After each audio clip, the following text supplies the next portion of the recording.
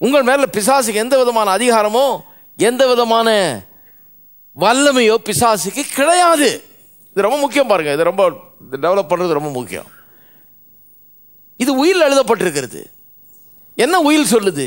என்னை குறித்து எழுதப்பட்டிருக்கிறது சொல்லுது, நான் இருளின் ராஜ்யத்திலிருந்து விடுதலை ஆக்கப்பட்டு விட்டேன். நீரே கிறிஸ்தேசு, நீரே கர்த்தர், நீரே மாயேகோவா என் தேவா,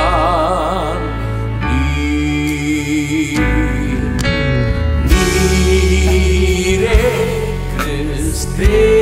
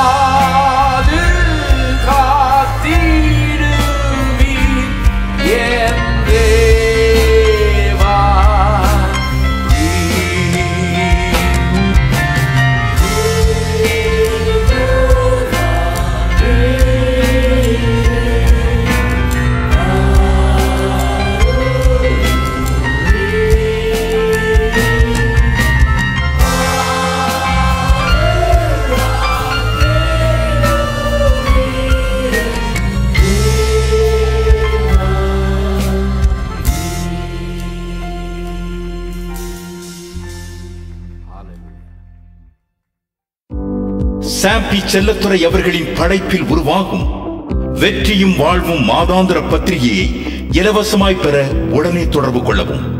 வெற்றியும் வாழ்வும், தபால் பெட்டி எண் 494, வெப்பேரி, சென்னை 7. மேலும் விவரங்களுக்கு தொடர்பு கொள்ளவும் 04426621085, 26620086, 26628666.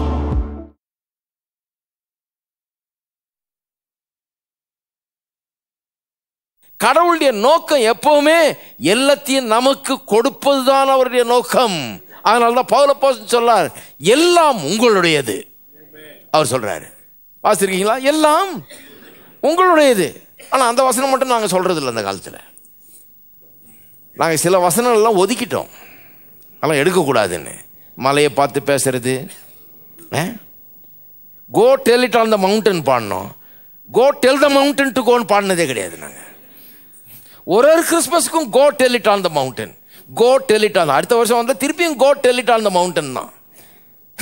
That Jesus Christ is born. The go tell it on the mountain பாட்டு நல்லா தெரிஞ்சது. ஆனா go tell the mountain to go. மலையை பார்த்து நீ போ, சமுத்திரத்தில் தள்ளுண்டு போன்னு சொல்லி யாரும் போதிச்சது? எத்தனை பேர் இருக்கிறீங்க? இப்பவும் go tell it on the mountain தான் ஓடிட்டு இருக்கு. இத்தனை வருஷமா நானும் பார்க்கிறேன்.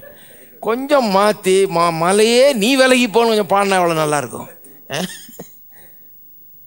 அது என்ன பாட்டு? அது இது என்ன? அது இயேசு சொன்னது, அது அப்படியே பாட்டா பாடினா என்ன? எவனாகிலும் இந்த மலையை பார்த்து நீ பேர்ந்து சமுத்திரத்தில் தள்ளிட்டு போன்னு சொல்லி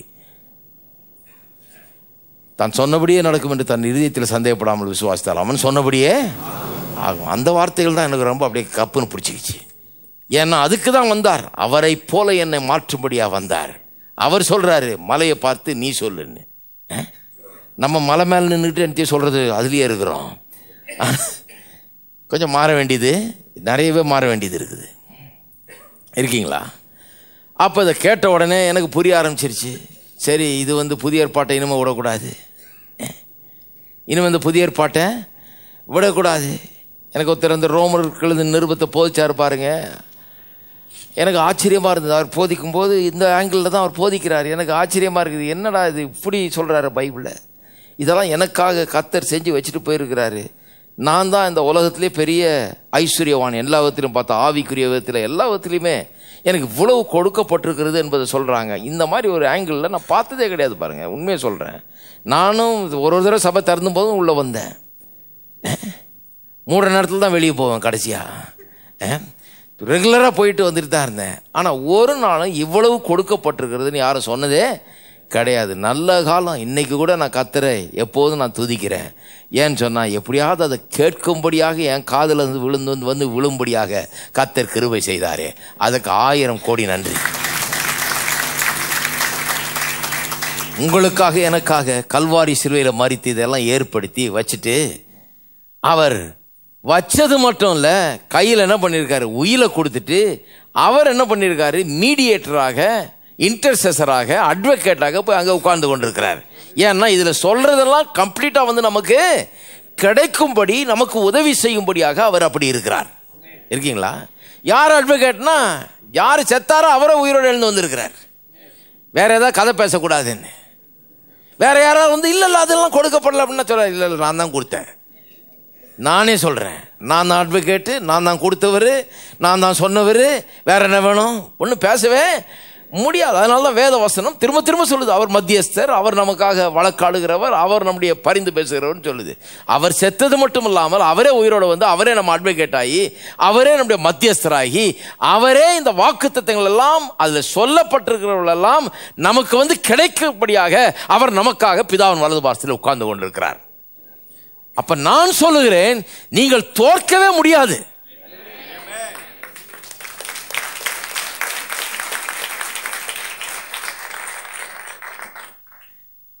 தோக்கவே முடியாதுங்க. இப்படிப்பட்ட ஒரு வக்கீல வச்சுட்டு தோக்கவே முடியாது. சாதாரண வக்கீல் இவர்கிட்ட மறுப்பு பேசவே முடியாது. தோக்க சான்ஸே கிடையாது. இதுல என்ன பிரச்சனைன்னா, இந்த உயிரை பற்றியே நிறைய பேருக்கு தெரியல. இந்த உயிரை பற்றியே நிறைய பேருக்கு தெரியல தான் பாருங்க. அந்த காலத்தில் ஒரு கதையை வாசித்தேன் நான், ஸ்பர்ஜனை பற்றி. அந்த காலத்தில் ஸ்பர்ஜனை பற்றி என்னென்ன எழுதியிருக்குதோ அதெல்லாம் வாசிப்பேன் நான். முதல்ல எனக்கு ரொம்ப இன்ட்ரெஸ்டாக இருந்த அவருடைய கதை. அவர் சரித்திரத்தில் என்னென்ன யார் யார் எழுதுனா எல்லாத்தையும் தேவை வாசித்துறது. அதில் ஒரு கதையை வாசித்தேன் பாருங்க. ஒரு பாட்டியம்மா சாக கிடக்கிறாங்க, ஏழை ஒருத்தங்கன்னு சொல்லிட்டு அவங்க வீட்டுக்கு போனாராம் பாருங்க. அவருக்கு சபையில் 10,000 பேர் இருக்கிறாங்க. இந்த பாட்டியம்மா வீட்டுக்கு போயிருக்காரு. இந்த ஏழை பாட்டியம்மா வீட்டில் போய் சாக கிடக்கிற இந்த பாட்டியம்மாவை பார்த்துட்டு வரணும்னு போனால், அந்த அம்மா அவ்வளோ தரித்திரத்தில், பரம தரித்திரத்தில் ஒரு மூலையில் முடங்கி கிடக்குதான். அப்படி வீடெல்லாம் பால் அடைஞ்சு எடிகிற மாதிரி இருக்குது, அதில் கிடக்குது. சரி, அந்த அம்மா பார்த்துட்டு ஒரு ஜெபம் பண்ணிட்டு வரலான்னு போனவர் சுற்றி முற்றி பார்த்தாலும் செவுத்தில் நம்ம தொங்கிட்டு இருந்துருக்குது. செவுத்தில் தொங்கிட்டு இருந்து பார்த்து இவருக்கு ஆச்சரியமாயிடுச்சு. இந்தம்மா கேட்டாரன், என்னம்மா இதுன்னு சொன்னிச்சா. பெரிய பணக்கார ஒருத்தர் ரொம்ப நாள் வேலை செஞ்சேங்க, அவர் சாகிற நேரத்தில் என்னத்தையும் எழுதி வச்சிருந்து உயிர் போகிற நேரத்தில் இதை தூக்கி என்கிட்ட வச்சுக்கொண்டு கொடுத்தாரு. அதை பத்திரமா எடுத்து அவ்வளோ பெரிய மனுஷன் கொடுத்தாருன்னு ஃப்ரேம் போட்டு மாட்டி வச்சிருக்கிறேன்னுச்சான். சொன்னாரான், அடக்கடவுளை, ஏமா அந்த மனுஷன் அவ்வளோ பெரிய பணக்காரன் தன் சொத்தில் ஒரு பங்கை உனக்கு எழுதி வச்சுட்டு போயிருக்கிறாரு, இதை வச்சு இவ்வளோ நாள் தொங்க கிடக்குது, நீ பசி பட்டினியில் இங்கே செத்துக்கிட்டு கிடக்குற, இதில் என்ன எழுதிருக்குன்னு தெரியாதா உனக்கு? நான் எனக்கு தெரியாதுங்க, அவர் அவ்வளோ பெரிய மனுஷன் கொடுத்தாருன்னு மாட்டி வச்சிருக்கிறாரு. நிறைய பேர் பைபிள் அப்படி தான் வச்சிருக்கிறாங்க. நீ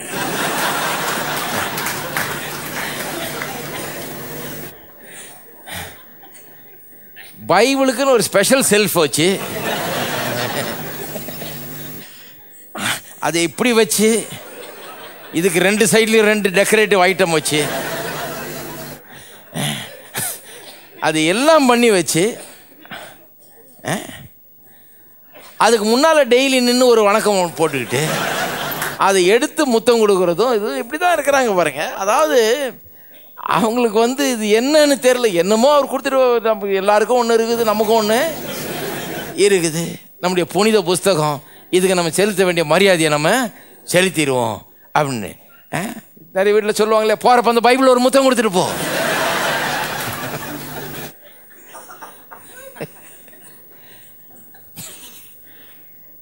எல்லாருக்கும் தெரியுது.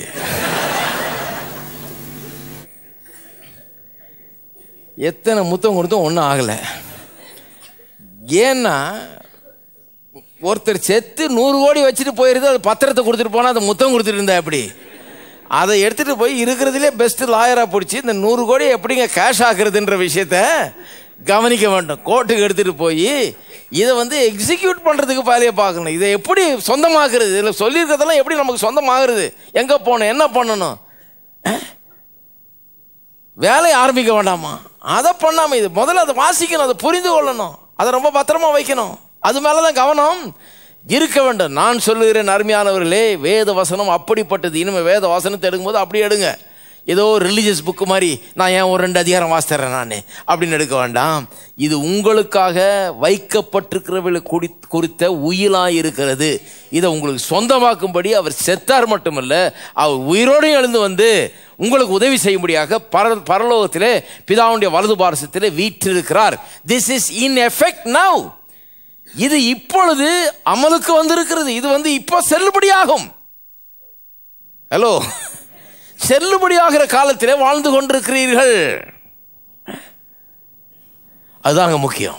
ஒருத்தர் சொல்றாரு, அது பைபிள்லாம் நடைமுறையே பேசணும் பிரதர், பைபிள்ல என்னமோ அடக்கடவுள பைபிள் எழுதியிருக்கிறதா நடைமுறை. இது செல்லுபடியாக சட்டப்படி இது சில பரலோகத்தின் சுப்ரீம் கோர்ட்டு இதை சீல் பண்ணி இது எப்படித்தான் சொல்லி முடிவு பண்ணி இருக்குது. அந்த அத்தாரிட்டியில் இது கொடுக்கப்பட்டிருக்கிறது. இது நிச்சயமா செல்லுபடி ஆகும். இருக்கீங்களா? அதனால தான் பாருங்கள், கிறிஸ்தவம்னா என்னென்னு புரிந்து கொள்ளணும். கிறிஸ்தவங்கிறது ஒரு மதம் கிடையாது, அது ஏதோ நல்ல வாழ்க்கை முறையை போதிக்கிற ஒரு மார்க்கம் கிடையாது. இது ஏதோ மனுஷனுடைய வாழ்க்கைக்கு வேண்டிய நல்ல சட்டத்திட்டங்கள் எல்லாம் கொடுக்குற ஒரு காரியம் கிடையாது. இது கடவுளோடு கூட மனுஷனுக்கு ஏற்படுகிற ஒரு பெரிய இணைப்பு. கடவுளும் மனுஷனும் ஒன்றாகி விடுகிறார்கள். கடவுளும் மனுஷனும் ஒன்று என்று ஆகிவிடுகிறார்கள். கொலோசையர் 1ஆம் அதிகாரம் 13 12 வாசிக்கிறேன். ஒளியில் உள்ள பரிசுத்தவான்களுடைய சுதந்திரத்தில், எல்லாம் சொல்லுங்க, சுதந்திரத்தில் பங்கடைவதற்கு நம்மை தகுதியுள்ளவர்களாக்கினவரும் இருளின் அதிகாரத்திலிருந்து நம்மை விடுதலையாக்கி தமது அன்பின் குமாரனுடைய ராஜ்யத்துக்கு உட்படுத்தினவருமாய் இருக்கிற பிதாவை ஸ்தோத்தரிக்கிறோம். குமாரனாகி அவருக்குள் அவருடைய இரத்தத்தினாலே பாவ மன்னிப்பாகிய மீட்பு நமக்கு உண்டாயிருக்கிறது. அதாவது பரிசுத்தவான்களுக்குன்னு ஒரு சுதந்திரம் இருக்குது. அந்த சுதந்திரத்தில் பங்கடைவதற்கு நம்ம தகுதியுள்ளவர்களாக்கி இருக்கிறாரு. அப்புறம் என்ன சொல்லியிருக்குது? இருளின் அதிகாரத்திலிருந்து நம்மை விடுதலையாக்கி தமது அன்பின் குமாரனுடைய ராஜ்யத்துக்கு நம்மை உட்படுத்தி இருக்கிறார். இருக்கீங்களா? நீங்க யார்? நீங்க யாருன்னு என்ன சொல்லியிருக்குது? நீங்க இன்னும் பிசாசுக்கு அடிமை கிடையாது, நீங்க இன்னும் பாவத்துக்கு அடிமை கிடையாது. ஏன்னா அதுதான் இங்க சொல்லியிருக்குது, அவருடைய ரத்தத்தினாலே பாவம் மன்னிப்பாகிய மீட்பு நமக்கு உண்டாயிருக்குது. இதெல்லாம் பெற்றவர்கள் நீங்க. பாவ மன்னிப்பாகி மீட்பு உங்களுக்கு உண்டாயிருக்குது. இருளின் அதிகாரத்திலிருந்து விடுதலையாக்கப்பட்டு தமது குமாரனுடைய ஒளியின் ராஜ்யத்துக்குள்ளே நீங்கள் உட்படுத்தப்பட்டிருக்கிறீர்கள். அப்ப நான் சொல்லுகிறேன் அருமையானவர்களே, உங்களுக்கு ஒரு மீட்பு, பாவ மன்னிப்பு, விடுதலை இவைகளெல்லாம் உண்டாயிருக்கிறது. இவைகளெல்லாம் பெற்றவர்கள் நீங்கள். பிசாசனுடைய அதிகாரமும் ஆதிக்கமும் முறிக்கப்பட்டு விட்டது. உங்கள் மீது பிசாசுக்கு இருந்த அதிகாரம் ஆதிக்கமும் முறிக்கப்பட்டு விட்டது. பிசாசு என்றென்றும் தோற்றவனாக, eternally defeated and conquered, அவன் இருக்கிறான். நீங்கள் என்றென்றைக்கும் புதிய சிருஷ்டிகளாக இருக்கிறீர்கள்.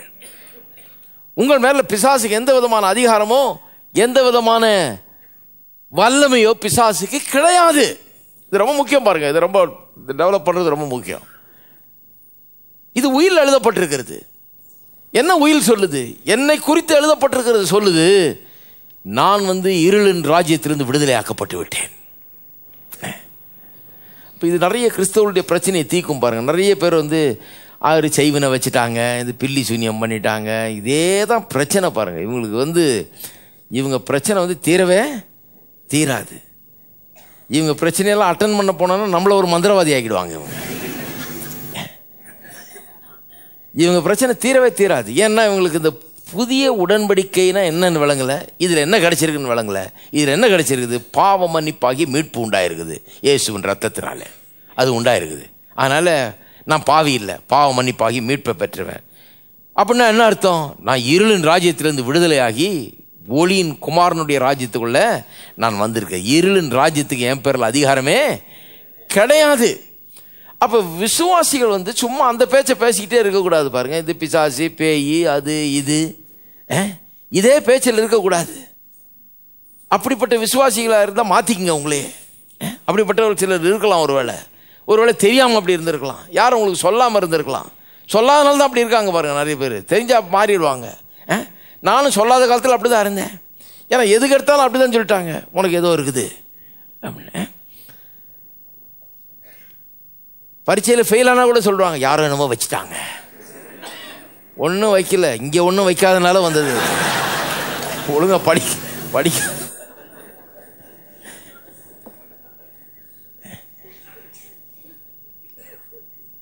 ஆனால் அந்த இதை மாறிடுச்சு பாருங்க. எனக்கு பிறகு எந்த அளவுக்கு மாறிடுச்சுன்னா, பிசாசுக்கும் எனக்கு எந்த சம்மந்தமும் கிடையாது. நான் அந்த ராஜ்யத்திலேயே இல்லை, அந்த மண்டலத்திலேயே இல்லை. நான் அதிலிருந்து விடுதலையாக்கப்பட்டு ஒளியின் ராஜ்யத்துக்குள்ளாக இருக்கிறேன்.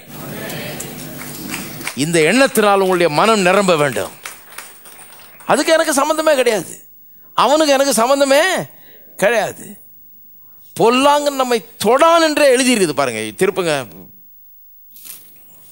1 யோவான் 5ஆம் அதிகாரம் 18ஆம் வசனம். தேவனால் பிறந்த எவனும் பாவம் செய்யான் என்று அறிந்திருக்கிறோம். தேவனால் பிறந்தவன் தன்னை காக்கிறான், பொல்லாங்கன் அவனை தொடான். எல்லாம் சொல்லுங்க, பொல்லாங்கன் என்னை தொடான். நீங்க கர்த்தருக்குள்ள இருக்கீங்களா? கிறிஸ்துவுக்குள்ள இருக்கீங்களா? புது சிருஷ்டியா இருக்கிறீங்களா? பழையவெல்லாம் ஒளிந்து போயிடுச்சா? இருளின் ராஜ்யத்திலிருந்து விடுதலையாகி ஒளியின் ராஜ்யத்துக்குள்ள வந்துட்டீங்களா? பாவ மன்னிப்பாகி மீட்பு உங்களுக்கு உண்டாயிருக்குதா? உண்டாயிருக்குதுன்னா நான் உங்களுக்கு சொல்லுகிறேன், இந்த பிசாசுன்னு பேசுறதை விடுங்க. பொல்லாங்கன் உங்களை தொடான் என்று எழுதி இருக்குது. தொடான்னா தொட முடியாதவனால, தொடான் என்று எழுதி இருக்கிறது. அப்ப பாருங்க, இந்த காரியங்களை நம்முடைய மனதிலே வைக்க வேண்டும். அது மட்டும் இல்லை, இன்னும் ஒரே ஒரு வசனத்தை காமிச்சிடுறேன். ரோமர்கள் எழுதின நிருபம் 5ஆம் அதிகாரம். உங்களுடைய உயிரில் என்ன சொல்லி இருக்குது, நீங்க யாருன்னு சொல்லி இருக்குது. 5ஆம் அதிகாரம் 17ஆம் வசனம். அல்லாமலும் ஒருவனுடைய மீறுதலினாலே அந்த ஒருவன் மூலமாய் மரணம் ஆண்டு கொண்டிருக்க. ஆதாம் மூலமா பாவம் வந்தது, மரணம் வந்தது. கிருபையின் பரிபூரணத்தையும் நீதியாகி ஈவின் பரிபூரணத்தையும் பெறுகிறவர்கள் இயேசு கிறிஸ்து என்னும் ஒருவராலே ஜீவனை அடைந்து, ஹலோ நல்லா சொல்லுங்க, ஜீவனை அடைந்து ஆளுவார்கள் என்பது அதிக நிச்சயமாமே. ஒரு மனுஷனுடைய பாவத்தினாலே, மீறுதல்னாலே அந்த ஒருவன் மூலமாய் மரணம் எல்லாரையும் ஆண்டு கொண்டது. அது உண்மையா இருக்குமானால் இந்த ஒரு மனுஷனுடைய தியாகத்தின் மூலமாக, இந்த இயேசு என்கிறவருடைய மரணத்தின் மூலமாக கிருபையின் பரிபூரணத்தை, நீதியின் ஈவை பெற்றவர்கள் இயேசு கிறிஸ்து என்னும் ஒருவராலே ஜீவனை அடைந்து என்ன பண்ணுவாங்களாம்? ஆளுவார்கள். எத்தனை பேர் ஜீவனை அடைந்து ஆளுற ஜாதி? ஆளுகிறவர்கள், ஆளுவார்கள். அப்ப நீங்க யார்? நீங்க என்னவா இருப்பீர்கள், என்னவா இருக்க வேண்டும் என்பதை வாசிக்கணும்னா எங்க வாசிக்கணும்? இங்கேதான் வாசிக்கணும். ஆளுகிறவர்கள் எல்லாம் சொல்லுங்க, நான் ஆளுகிறவன். அதை விசுவாசிங்கள். எல்லா சூழ்நிலையில் மேலும் ஆளுகிறவர்கள். ஒரிஜினலாக அப்படி தான் உண்டாக்கி இருந்தார், நடுவில் கெட்டு போச்சு. இப்போ இயேசு கிறிஸ்துவின் மூலமாக மீட்பை உண்டாக்கி புதிய உடன்படிக்கைன்னு ஒன்று கொடுத்து அதில் முழுதும் வாக்குத்தத்தங்களால் நிரப்பி விசேஷத்த வாக்குத்தத்தங்கள் அதை சொல்லி அதை கொடுத்தவர் அதற்காகவே செத்து உங்களுக்கு சொந்தமாக்கும்படியாக உயிரோடு எழுந்து இன்றைக்கு பிதாவின் வலது பார்சத்தில் வீற்றிருந்து உங்களை ஆளுகிறவர்கள் ஆக்குகிறது தான் கர்த்தருடைய நோக்கமாயிருக்கிறது. நம்ம எல்லாரும் எழுந்து நிற்போம்.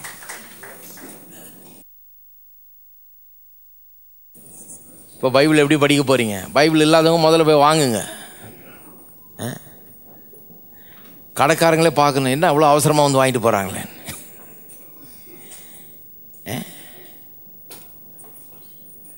முதல்ல போய் வாங்குங்க. படிக்காதவங்க படிக்க ஆரம்பிங்க.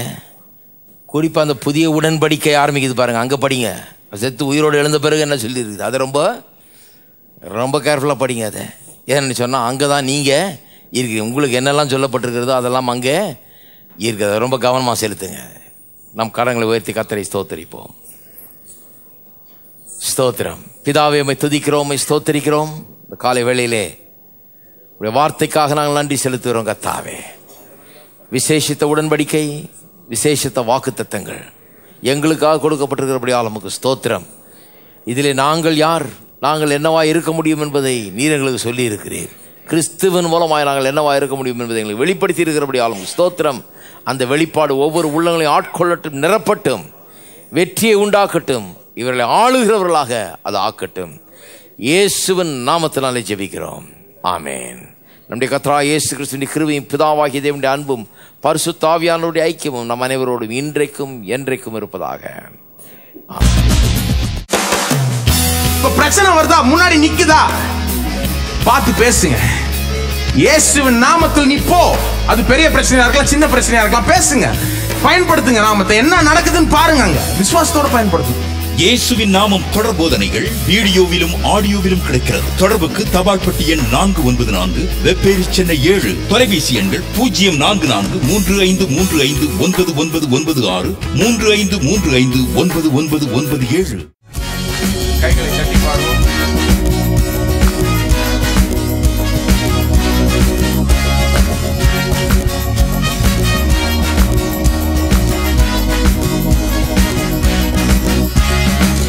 Yeshua, Yeshua, உயிர்த்தெழுந்த Yeshua, உம்மை போல் தேவன் இந்த உலகில் இல்லை. Yeshua, Yeshua, Yeshua, உயிர்த்தெழுந்த Yeshua, உம்மை போல் தேவன் இந்த உலகில் இல்லை. Yeshua, அரியணையில் ராஜாவாக வாழ்பவரே Yeshua, உலகை ஆளும் ராஜாவாக வாழ்பவரே Yeshua, உம்மை போல் தேவன் இந்த உலகில் இல்லை. Yeshua, ராஜாதி ராஜா மகாராஜா எங்கள் Yeshua. Yeshua, Yeshua, உயிர்த்தெழுந்த Yeshua, உம்மை போல் தேவன் இந்த உலகில் இல்லை. Yeshua, Yeshua, Yeshua, உயிர்த்தெழுந்த Yeshua, உம்மை போல் தேவன் இந்த உலகில் இல்லை. Yeshua, இரண்டாம் மாதமாக சாத்தானுக்கு சவாலாக சத்துருவை ஜெயிக்க வந்த இந்த ராஜ சிங்கமாக சிலுவையில் சாத்தானை நீ மொத்தமாக அழித்து விட்டீர். துரைத்தனம் அதிகாரங்கள் அனைத்தையும் முடிந்து போட்டீர். இரண்டாம் மாதமாக சத்துருவை ஜெயிக்க வந்த இந்த ராஜ சிங்கமாக சிலுவையில் சாத்தானை நீ மொத்தமாக அழித்து விட்டீர். Yeshua, Yeshua, உயிர்த்தெழுந்த Yeshua, உம்மை போல் தேவன் இந்த உலகில் இல்லை. Yeshua, Yeshua, Yeshua, உயிர்த்தெழுந்த Yeshua, உம்மை போல் தேவன் இந்த உலகில் இல்லை. Yeshua,